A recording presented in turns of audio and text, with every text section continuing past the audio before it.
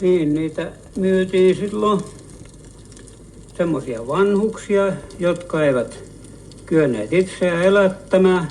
Sitten niitä myytiin semmoisia sairaita, jotka oli pitkäaikaisia sairaita ja mielivikaisiakin.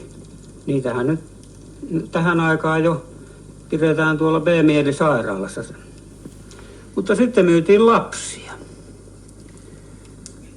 Tämä vuosisadan ensi vuosikymmenellä loppupuolella ja toisella vuosikymmenellä niin lapset myytiin sillä tapaa, että ne myytiin heti 15 ikäiseen asti samaan taloon.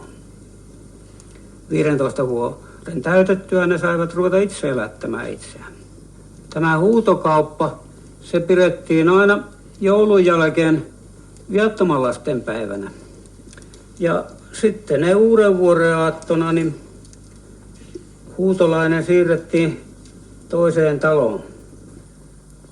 Huutokauppa ratkaisi monen ihmisen kohtalon vuosiksi eteenpäin, lapsen ja vanhuksen. Ihmiselämää myytiin muutamasta kolikosta ja oli jokseenkin sattumanvaraista, millaiseen taloon ostettu joutui.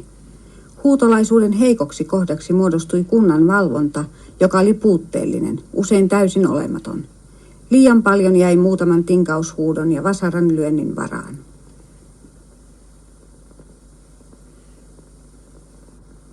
Ensimmäinen huutopaikka oli hyvin huono, jossa ei saanut ruokaa, vaatetta eikä hoitoa. Ja siinä minun täytyi henken pitimis syödä sitä sianruokkoa, jota tuvassa laitettiin sijoille, jossa käytettiin hevosen lantoa ja jauhoja. Sitä pistelin aina salloa, kun emäntä meni navettaan, silloin minä pistelin sitä. Mut kerran sattui, että tuli vieraat ja ne näki, että minä sitä syön. Niin ne menikin ja ilmoittivat kunnan miehelle. Ja silloin minut myytiin pois.